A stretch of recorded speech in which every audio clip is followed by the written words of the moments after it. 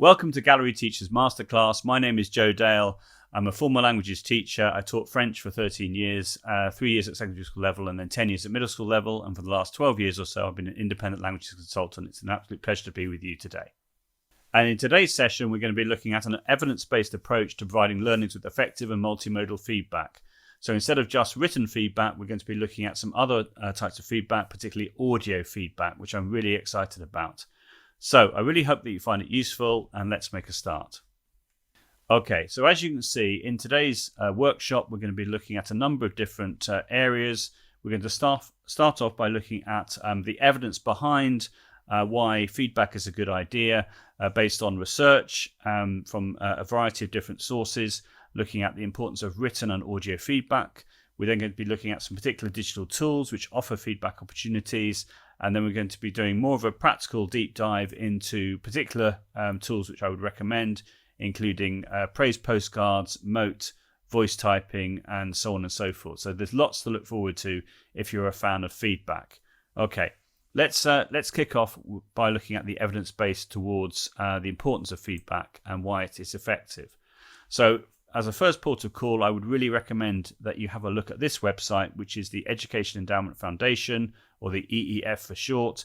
They have many different articles around research, around different forms of teaching and learning, including feedback, including lots and lots of other areas in this particular topic. So this is a particular guide that the EEF put together around teacher feedback to improve pupil learning.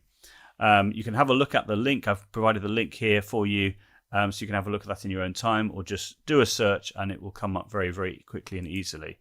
So as part of this report, as you can see, there are 6 different recommendations as a summary, such as lay the foundations for effective feedback, deliver appropriately timed feedback that focuses on moving learning forward, plan for how pupils will receive and use feedback, carefully consider how to use purposeful and time-efficient written feedback, carefully consider how to use purposeful verbal feedback, and design a school feedback policy that prioritizes and exemplifies the principles of effective feedback. So I think one of the ways in which digital technologies can help with feedback is this idea of just-in-time learning. So giving the feedback in real time, almost immediately, as soon as you've completed a task, you can get that feedback. And that is something which has been talked about by many different researchers over the years, that the more timely the feedback, the better effect it will have onto the students. So I think digital technologies lends itself really well to that, particularly for written feedback. But as I've mentioned, we're going to be exploring verbal feedback as well. So do have a look at this report for some more information around an evidence-based approach to feedback and effective feedback. This particular blog post was written by Sarah Larson, who has spoken at the a Research Ed event, this time in Surrey. If you haven't heard of Research Ed as an initiative, then it's been going for a number of years. It was set up by Tom Bennett, and I'd really encourage you to have a look at not only tweets around Research Ed following the hashtag, but also if you have the opportunity to go along live to a Research Ed event, or some of them are run virtually. And this particular presentation that Sarah gave, as you can see, is around verbal feedback and a focus on principles, not just the method. So it's really interesting, this blog post about her different ideas around feedback. And in particular, I like the way in which she has highlighted the early career framework from 2021. And in particular, the idea around, as you can see, the point number 3, using verbal feedback during lessons in place of written feedback after lessons where possible. So it's really nice to see that this is being now officially recognized as an important thing, the power of verbal feedback as opposed to always that traditional way of giving written feedback. And I think that there are lots of technology tools, some of which I'm going to be talking about today, that facilitate verbal feedback. And it just offers something a bit different. It's more personalized. Arguably, it's quicker to do compared to written feedback. You can say a lot more in the time that it would take you to write the feedback by actually using your voice. You can say a lot more in that time. The children can pick up on your intonation that can convey so much more than the written feedback. Written feedback can be misconstrued potentially, whereas if you hear the actual teacher's voice giving the verbal feedback, it can convey so much more. And that's one reason why I'm a big fan of verbal feedback. So you can see here are some different recommendations, some suggestions on how to make your feedback as effective as possible.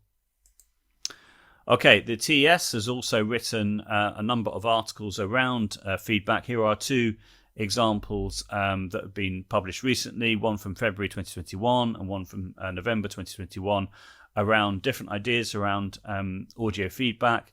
So do have a look at those as well. They're referring to different tools such as Microsoft Teams, which gives you the opportunity of adding audio feedback, and then another very popular tool called Showbie. That's SHOWBIE, which allows you to take, for example, a PDF and add voice notes onto that PDF with different markers so that the children can see exactly where you're leaving the audio feedback. So do have a look at those two articles, which I'm sure you'll find very, very useful and interesting. This particular article, this was written by Raquel Ribeiro, who's a well-known EdTech enthusiast from an ELT background. She's based in Sao Paulo. And she wrote an article here for Cambridge around, again, the power of feedback, digital and collaborative feedback, whereby she looked at some ideas around, for example, voice typing, which I'm going to demonstrate a bit later on. In Google Docs, you can enable a microphone. You can use that as a way of using your voice as opposed to writing in the Google Doc. Your voice can be turned into text, which is very, very nice, I think. And you can do the same thing in a Microsoft Word document as well, using the dictate function. So anything that can save time from the point of view of teaching is fantastic, but also from a language learning point of view, the children can use this sort of method as well as a way of improving their own pronunciation as well. So that's a really interesting article as well. I really encourage you to have a look at that. And also she talks about using forms as well as a way of giving feedback. So with a form, Microsoft form or a Google form, you can turn it into a quiz. You can have it self-marking, which is a great way of saving time. And you can give the feedback, the written feedback, if you wanted to, within that Google form or that Microsoft form. Or you could use a screencasting tool such as Screencastify as a way of recording some feedback and then posting the link into the feedback option within one of the forms that you create. So lots of different ideas on how you can have a more multimodal approach to the feedback that you give. Okay, here are some more ideas around different tools which offer feedback opportunities. I'm not going to demonstrate all of them in this session, but if you're looking for a shortcut for different tools which do offer feedback, then this is a really good starting point. As I said, I'm going to demonstrate a few here, but for example, Flipgrid, which I talked about in a previous masterclass, I go through in detail on how to use that for feedback, be it written feedback or audio feedback. Some other tools which I would recommend for feedback, such as Mentimeter, fantastic for promoting student voice. Things like Quicker, which I've talked about in other sessions, a great way of being able to have a conversation and give audio feedback. Vocaroo as well, which we're going to have a look at a bit later on today. Google Forms, Microsoft Forms, great for feedback as well. Lots and lots of different ideas. Seesaw as well. I'm a big fan of Seesaw. You can upload your content, a little bit like a sort of an educational version of Facebook, if you like. And in addition to written feedback for each post that the students publish, you can give audio feedback as well, which is fantastic. So do have a look at those different tools for some ideas on how you can give a range of written or audio feedback to your students. Here are a couple of blog posts which I'm going to refer to now. So this is Esmeralda Salgado, who is Botones Salgado on Twitter, and she has a fantastic blog called mflcraft.blogspot.com. You can see the link to this particular blog post here. She's written a lot about an evidence-based approach to language teaching. She works in a Microsoft environment, but lots of the ideas would be relevant to other environments as well, such as Google environment, etc. And I would really encourage you to have a look at her blog, because it's one of the best blogs out there, I think, from a practicing languages teacher looking at an evidence-based approach. So this particular blog post is, as you can see, talking about teaching in times of COVID, providing feedback, and she gives some practical suggestions on using certain techie tools such as OneNote and Flipgrid and so on and so forth. And then in the next blog, this is Jane Bassnett, who is the head of languages, also like Esmeralda, at Downhill School in the south of England. And she actually works in a Microsoft Showcase school. And again, her blog, which is What Jane Learnt Next, is full of ideas around a research, an evidence-based approach to teaching languages using technology. So this particular blog post, as you can see, is all about whole class feedback using Class Notebook. And it gives lots of suggestions, particularly drilling down into the nuts and bolts of a particular lesson. But again, if you have a look back at the archive of all the blog posts that Jane has written over the years, but particularly during the pandemic, both Esmeralda and Jane have been prolific in their sharing of fantastic ideas. So I would really say that if you're looking for blogs around from practicing teachers who are interested in an evidence-based approach using technology, that Jane's blog and Esmeralda's blog are the best blogs out there at the moment from the UK, for sure. So do check them out. Okay, we're now going to get a bit more practical. We're going to have a look at the praise postcards that I talked about a moment ago. So the idea of a praise postcard is that instead of giving written feedback, you can actually record your voice. You can turn that audio into a QR code, and you can add the QR code into the praise postcard. So this is not my idea. I picked it up on Twitter, and you can see that on the tweet here from Kay Longman. If I just click on this tweet very quickly, Karine Longman is a teacher who works in the International School of Monaco, and she, I'm not going to play the video now, but she had an inspiration idea using the template that Mr. El Peachy had created, who's a member of senior leadership team in a school in the UK, of taking this praise postcard idea and adapting it for Keynote. So she works in a one-to-one iPad school, but what Karine very kindly did was she created a Google Slides equivalent and a PowerPoint equivalent as a template. So based on the original idea from Mr. El Peachy, she's then made her own. So what I did was I took her Google Slides template and I turned it into what we can see on the screen right now, which is this. So what I've done is I've made a student version and I've made a teacher version. So if you fancy giving some audio feedback or some praise to a teacher, then this is your opportunity to do that. So what I'm going to do right now is I'm going to give you a flavor of how this works. So I'm going to click on the link right now. And as you can see, it looks like this. So I'm now simply going to click on the QR code and remove it. So you just have a blank template. Here, as you can see where it says name of student, it says my name there, but clearly you would just put the name of the student you wanted to give the feedback to. And then as a result of that, you have the option now to record your audio. Now I could use Quicker for this, or I could use Mote, which I'm going to demonstrate a bit later on, but I'm actually going to use vocaroo. So I'm going to go to a new tab like this, and I'm going to do a search for vocaroo like this, and I'm going to show you how it works. Okay, here we go.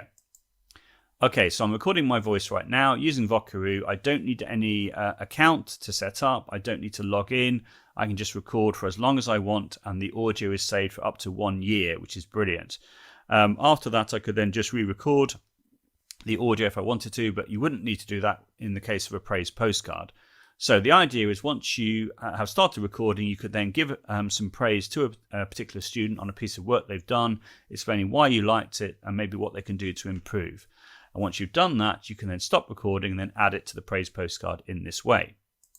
Okay, so I can now re-record if I wanted to. I can listen back to the recording, or I can click save and share. Once I've clicked save and share, if I wanted to, I could click on the copy option and I could post that link into, for example, a comment box in a Google Doc or in a Microsoft Teams channel. If I want to give some audio feedback, that's another way of using vocaroo. But I don't want to do that right now. I want to click on the QR code here. So I click QR code and I click save QR code like this, and I click save.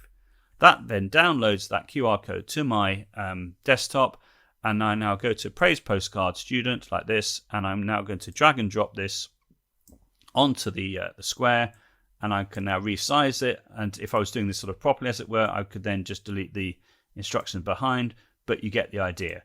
And then from there, I can then click on the file menu and I can click download, and I could download this as a PDF if I wanted to, or I could download this as a PNG file.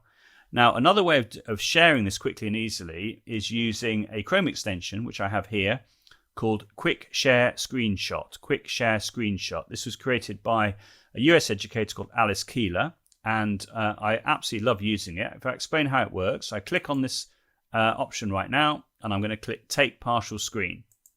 Okay, so now my cursor has become a cross, and what I can do is I can drag over the praise postcard like that, take my finger off the mouse click, and as you can see, what's happened is it's uploaded that screenshot to my Google Drive account. It automatically creates a folder in my Google Drive account called Quick Share Screenshot, and all you have to do the first time that you enable the Chrome extension is you go to your Google Drive, you go to that folder, you right click it, and you click the Get Link option. Once you've clicked that, a little dialog box comes up and it will say restricted. You click on the restricted option, and then you either click anyone with a link, or if you're working in a Google school, you could choose anyone in the organization. Once you've done that, it means that whenever you create a screen grab in the way that I've just shown you, it will upload to that folder and it copies the link automatically to your clipboard, which means I can now paste in that link anywhere on the screen. If, for example, I wanted to click on the insert option right now and click text box like this, and then just quickly make a little box and then do Control V, as you can see, the screen grab is there. So if I was in, say, a Zoom session and I had students listening to me live, but in Zoom, I could take a screenshot and I could paste that straight into the chat, or I could paste it into a comment box in Google Classroom or in Microsoft Teams, whatever it was that I was using. It's a really, really useful and easy way to quickly share images with your students, because otherwise in, say, Zoom, I would have to download the screenshot, I'd have to click on the file option in Zoom and share it that way, which is takes many more steps. So do have a look at the digital praise postcard idea, and in particular the quick share screenshot as a quick way of sharing an image with other people. So hopefully that's given you a good idea on how praise postcards can work and how simple and easy it is to use Vocaroo to do that. Okay, and you can see here that I've got a couple of links which end with the word copy. That's officially called a force copy. All you have to do is, for example, if you have a Google Slides presentation, you can go back to the where it says edit, and anywhere to the right of the /, you just delete that and you replace it with the word copy. And once you share that link, it means that whenever people click on that link, they will automatically be able to make a copy of the original, and they won't affect the original, which means it keeps it safe for you. They won't be able to edit the master. So I've kindly shared both those links with you, so when you click on those links, it will allow you to make a copy of the praise postcard. Okay, let's carry on. Another idea which I wanted to share with you around audio feedback is Mote. So Mote is a Chrome extension which allows you to leave audio comments in, for example, Google Docs, Google Slides, and Google Classroom. So wherever there's a comment box, once you've installed the extension and you're logged in with the same Google account as the Google account you're using to be logged into either Docs, Slides, or Classroom, then you'll see the purple circle with a white M in it, and that indicates that you can now record your audio feedback even. All you have to do is click on the purple circle. You can then record your audio, and that then allows you to record up to 30 seconds of audio, and you can have 20 motes per month in the free version. Or what I did was I decided to pay for the full version, which is only £40 for the whole year, and I can make unlimited motes, and I can also record for up to 3 minutes per mote. So in my opinion, it was well worth doing that. If you're a languages teacher as well, there's the fantastic option of enabling voice transcription. So as you can see here, all I've done is I've enabled this in this example in French, and it means that when I talk in French, it will then turn my voice into the French text. So to show you this live, let me just show you how that would work. So I would go to the Mote option here, like this, and I can now record my voice here, and you can see under Settings and Help that it has the Enable Voice to Text. That's something I've enabled, and I've chosen French from France. So let's give it a go. Let's see if this works. Le week-end dernier, je suis allé au cinéma. So I just said, last weekend I went to the cinema, and if I now click on the link here, you can see that it's le week-end dernier, je suis allé au cinéma. Okay, so it's playing back the audio, and if I were to wait a little bit longer, what would happen is it would actually, there we are, it's done it already because it's quite short. you can see that it's generated a transcript in French because I've chosen French. And you can see if you go into the settings, there are lots and lots of languages you can choose from. You can also click on the translate button as well if you want to, and you can translate it into different languages. So let's try English like that. And as you can see, it says last weekend I went to the cinema. So from an accessibility point of view, or if you're working with students from a whole range of different languages, then this could be very, very useful. The students don't need to have the Chrome extension to listen back to the audio. It helps if they do, because then they get their own player, which is nice. But if they don't have that, then they can just click on the link to access the audio on whatever device they're using. There's also an iOS app as well that you can use on an iPad or an iPhone to record your audio, and it's all saved within your library, which is very nice. So just to show you how the commenting works, if I click away here, and let's say I want to highlight the word feedback here, and then if I right click that, I can click on the comment option. And as you can see, here's the Mote option here. So I can now leave some audio feedback. Okay, so this is an example of leaving audio feedback. So it means that the students could just click on the feedback link and they will be able to hear the audio back like this. There we are. Perfect. And now here's the link that you would get if you didn't have the player, but as we have the player, that's fine. I can click on comment, and there it is. So that means now that anybody can then listen to that who have access to this document like this.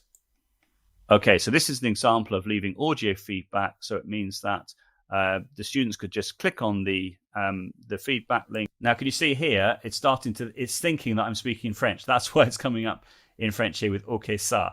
So you'd have to obviously change that back to the language that you're actually speaking in each time. So that's how that works. Hopefully that's nice and clear for everybody. The next idea, in addition to being able to leave audio comments, you can also embed audio directly within your Google Slides presentation, which is very, very nice. Now, this is a video clip by a teacher called Sam Carey. That's Kary. And he has a fabulous YouTube channel called The New EdTech Classroom, which I'd really encourage you to have a look at. Now, if you watch the video, it will show you how to do it, but I'm going to show you live the next slide. So here, this is an animated GIF created by Jake Miller, who's an educator from the States, who's a big fan of Mote, as am I. And he gave me permission to use this animated GIF within my presentation so that you can see exactly how it works. But I'm going to do this live right now to help you even more. So let me click on the Stop Presenting. And you can see that I've got the Mote icon here. It does have a red box for some reason at the moment, which is not the norm of what it has. That's just appeared recently. But it may be there's maybe something on my computer which is doing this. I don't know, but it still works fine. So what you do is you click on the Mote button here. Here we are. Click to start. Okay, so it should be recording right now, and this is a quick and easy way of recording audio to go straight into Google Slides using the Mote Chrome extension. Okay, there we are. I click Insert, and it says Saving to your Google Drive. It now says Creating Audio. There we are. So if it doesn't work, just try it again. Brilliant. And then, as you can see here, I can make this bigger if I wanted to, so I can make it as big as I want to, which is fantastic. I can also choose whether it plays automatically or whether it will only play when I click on it. I can also click on the recolor option as well, which means I can change it from that sort of blue color to something else, such as red if I wanted to, that sort of thing. Or my favorite feature is the following. If you right click the loudspeaker icon, you can see it says replace image. So here I could upload an image from my computer, or I could search the web. So if I click on search the web like this, and I put in a word like feedback, like this, let's see what comes up. Okay, so let's say I like this one, this feedback image, and click on that, and I click replace, and then it will replace the loudspeaker icon with the feedback instead. So that's not, hang on, let's have a look. That's not actually the, let's do it again, because I don't like the, it's not appearing the way that I want it to. So let's do it again, replace image, upload from computer, and let's try this image of a cat instead. There we are. So it's ideally, as you can see, it's supposed to be a square option, so it's best to choose an image which has a square. So now, by clicking on the slideshow, I can click on the image and you can hear the audio. Okay, so it should be recording right now, and this is a quick and easy way of recording audio to go straight into Google Slides using the Mote Chrome extension. Perfect. So that's how you add audio straight within a Google Slides presentation, and you can have as many motes as you want to, and it's a really great way of promoting speaking as well as giving feedback as well. So as a teacher, you could take in a student's work and you could record some audio directly within the slide as opposed to using the comment option, which is another option which I've already demonstrated already. So there we are. That's how that works. And then another idea is to use Mote to Forms. If you watch this video, it explains how you can add Mote as an audio response in the question. So if you're doing a listening comprehension activity, you could record your question or your piece of audio there. The students can listen to it, and then they could then fill in their answers. Also, if you go for the multiple choice option with Google Forms, then you can actually have audio for each answer potentially. So you could say, for example, have 4 different answers, and you could record audio for each individual answer, which is another way of using Mote. And if you have a look at the tutorial here, it will go through what it is that you need to do that. Another way of using Mote is for creating your own audio QR codes. That's actually Alice Keeler there, who created the quick share screenshot. And this is John, who's from the UK, who's now working for Mote. And I'd really encourage you to check out the Mote YouTube channel as well for lots of different tutorials. So if I again demonstrate this live, if I come out of the presentation and I go back to Mote, so if I go to, for example, here, and I go to, as you can see, it says My Activity and Engagement. So if I click on My Activity and Engagement, it comes up like this. And as you can see, that's the audio I just recorded 4 minutes ago. And I can click on the share option, and you'll see that one of the options is a QR code. So if I can click on QR code, and there we are, now can click Save Image. So I could, for example, use this as a way of making my own praise postcard using Mote, which is fantastic. So you could also use this for, say, making your own audio QR code treasure hunt. You can use it for audio feedback. So if a student has done some written work in their exercise book or their jotter, as they say in Scotland, then you could record your audio, turn it into a QR code, put it onto, say, a Word document or a Google Doc, print it out, cut it up, and then stick it into a student's work. Or you could have a wall display whereby they have done some written work, and you could record some audio as some feedback, or they could record their audio describing in the target language the text that they've written, for example. So there's lots of ways in which you can use this, and that's how you export your audio as a QR code.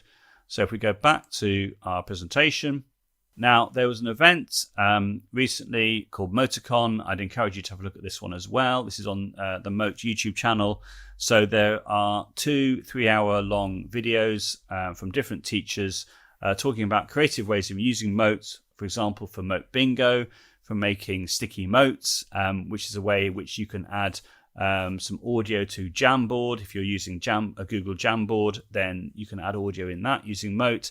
There's one particularly around language learning, Springboard Language Learning with Mote, which I'd encourage you to have a look at. Lots and lots of different ideas on using Mote creatively.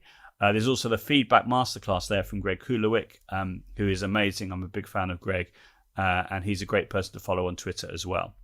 I'd also recommend this Saturday Tech Talk. I was helping organising a series of 10 webinars referred to as Saturday Tech Talk with the British Council in Indonesia and the ITEL organisation, which is an organisation looking at educational technology.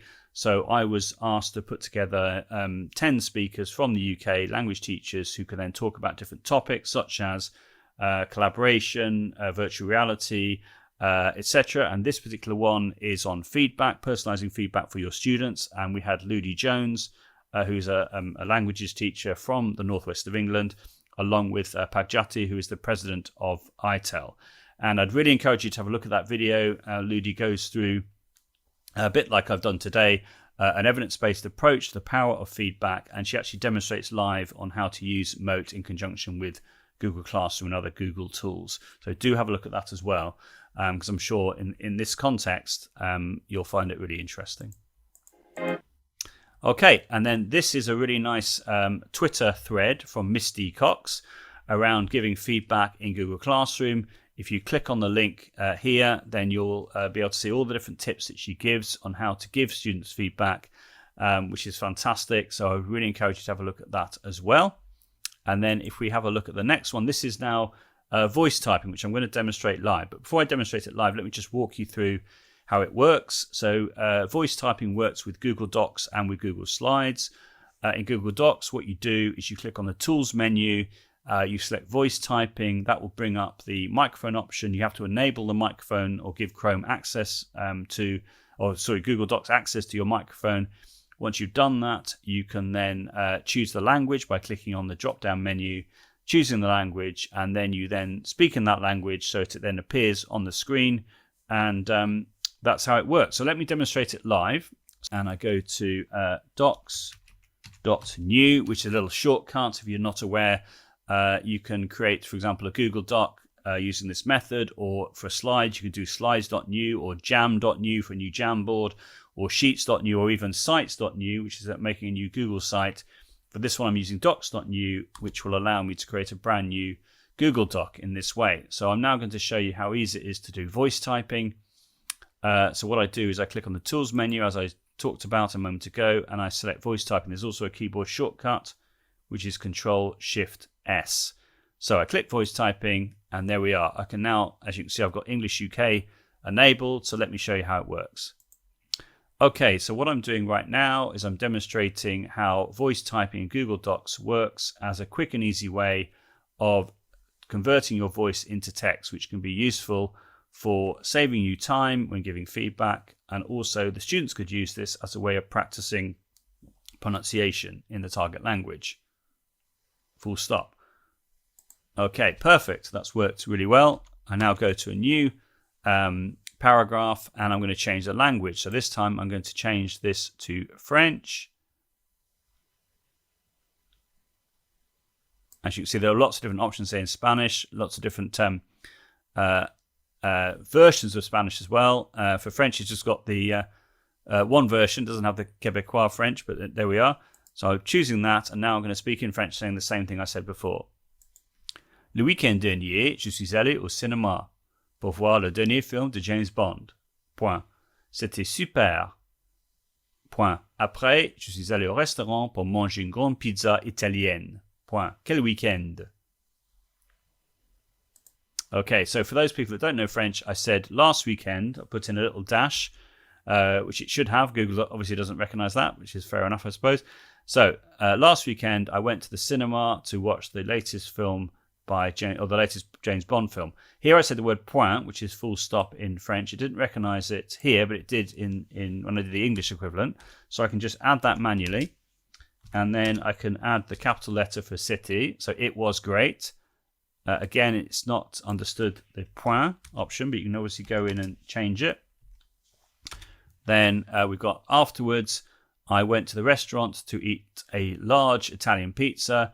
What a weekend. So there we are. It's done a really good job, I think, in turning my voice into text. So if you're looking for this sort of way of saving you time when giving feedback, or for allowing your students to practice their pronunciation, this is a great option, I think.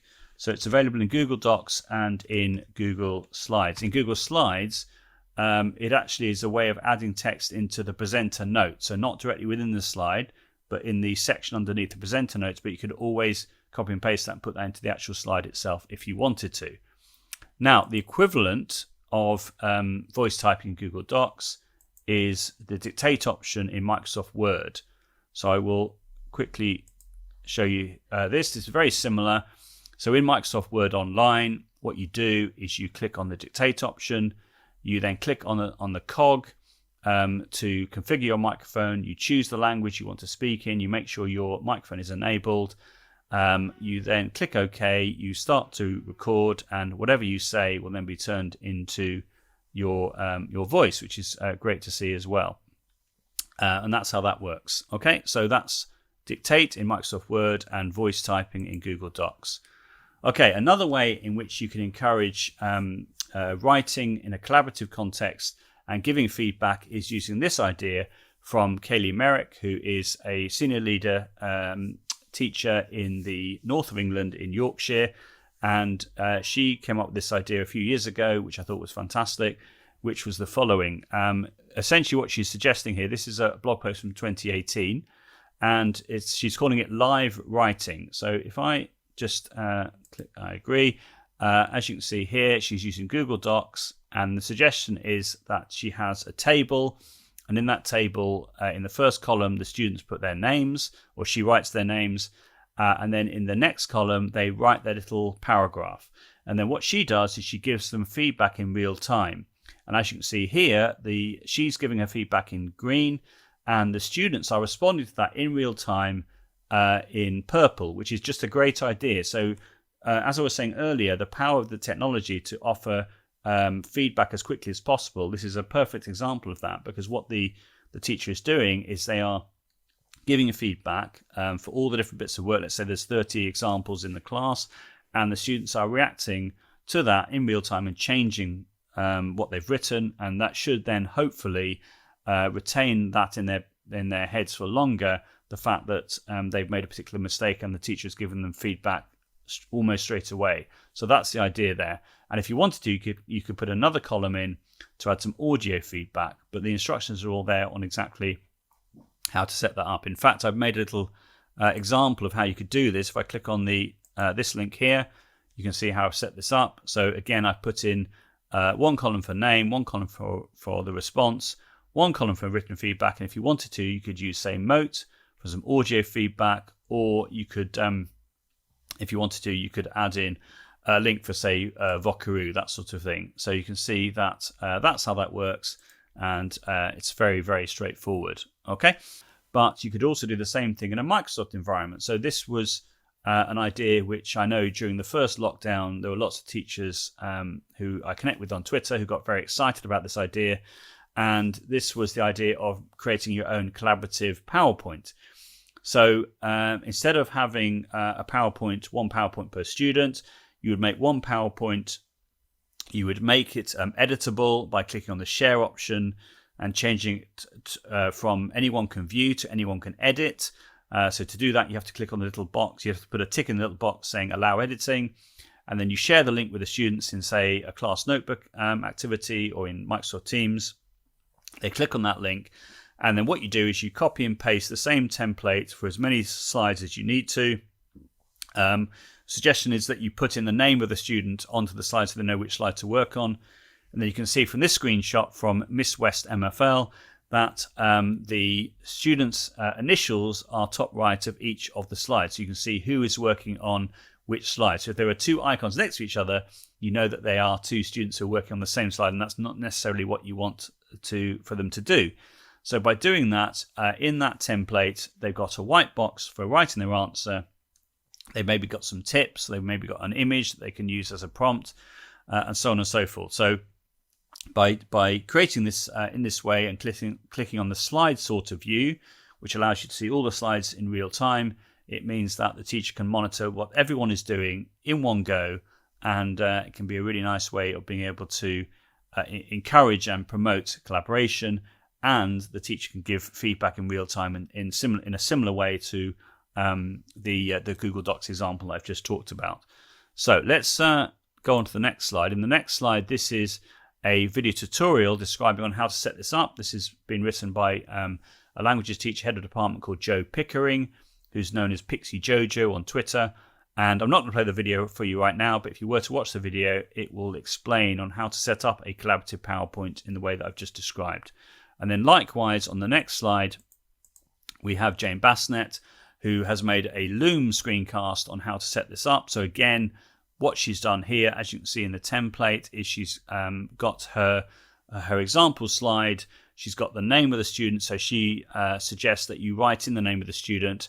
That she's then got the white box, which is where the students will write their answers, and she's got some tips, some sort of questions there that she wants the students to respond to, and some suggestions on, say, grammar points that they should include to improve the quality of their response. So that's really helpful as well. So do have a look at that if you have time. Another way of giving feedback in Google Keep is by using a website called Make Badges. So in Google Keep, which you may not have heard of. It's not as well known as the other Google tools like Google Docs or Google Slides. Google Keep is principally a note-taking tool, which I use all the time. You can have like a to-do list in it, which is very, very useful, very satisfying when you click on the checkbox and then that item goes to the bottom of the list and it puts a line through it, which is fantastic. And what it allows you to do is it allows you to, for example, if you're using Make Badges, you can go to that website and you can make it. In fact, let me just show you. It's going to be easy if I just show you. So if I go to, for example, the Make Badges website, like this. Okay, this will then come up and I could click on, say, Lucky Dip, and you can see the sorts of different icons and what have you that come through. So here it says Bookmaster. So I could change that to whatever I wanted to. So I could, for example, write in a word like spelling. So I want the students to focus on the spelling. I could use the microphone if I was giving some audio feedback, but I can change that to this.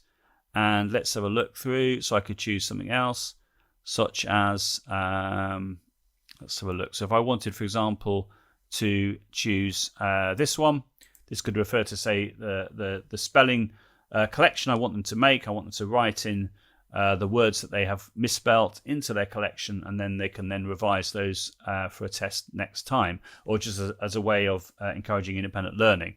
I can change the color to something else. I can change different elements of the image, and so on and so forth. And then once I've done that, once I'm happy with the icon that I've made, I can click download. That will allow me to download this. There we are. And I could then go to Google Keep like this. Okay, and log in. It works on all devices, which is fantastic. I'm going to go for the web version. And I'm going to now click on the image option, choose my image, which is here, and click open. Perfect. That will now resize in a second. In fact, it doesn't have, sorry, it won't resize. It doesn't matter because when it appears on the actual document, it'll be fine. I can now click close. And then if I go back to my presentation like this, I could now, as you can see on the right-hand side, it's got the Google Keep icon, which is the same as in Google Docs. You also have the Google Keep icon there. So I click there, I wait for it there. Can you see it's appeared here, and I can now literally just drag and drop this over onto the slide, and there it is. So the suggestion is that you receive some work from a student in a Google Doc or in a Google Slides presentation, and you just have a bank of these badges that you've created, and you drag and drop them onto the slide or into the Google Doc. That's the suggestion. If you want to get fancy with this, then this is another idea using a website called Unscreen, which what it allows you to do is it allows you to upload a video. I would recommend making a video with a consistent colored background.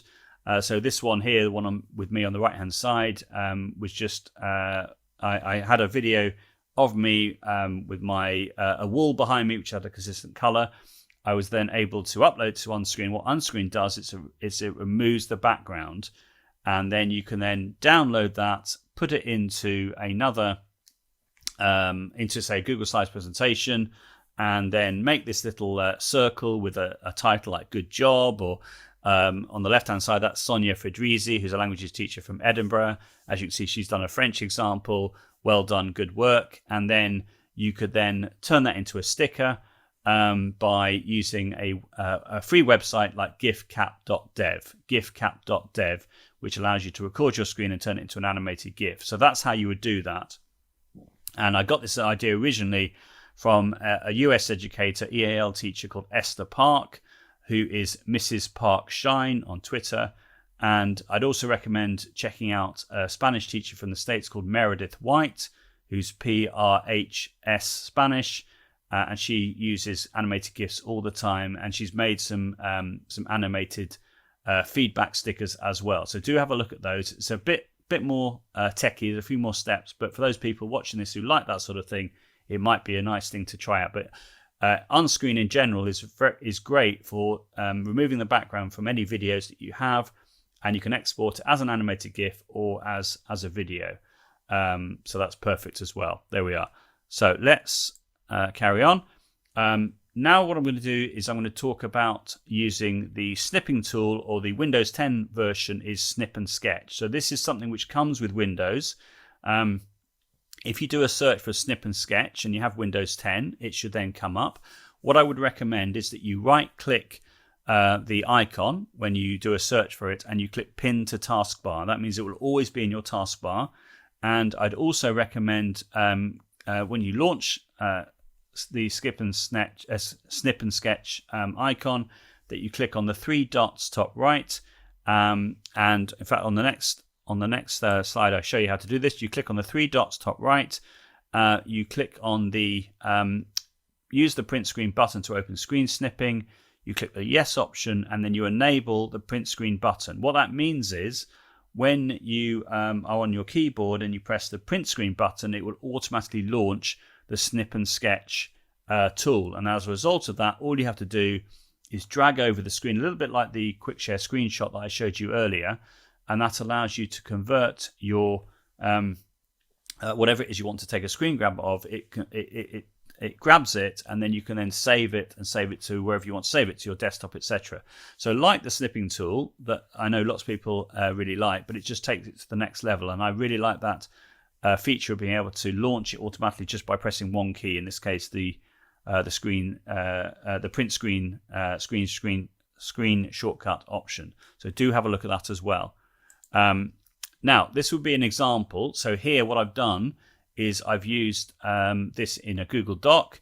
So I have pressed the print screen button. I've dragged over the text that I could be marking from a student's piece of work. And when you do that, it launches the Snip and Sketch page.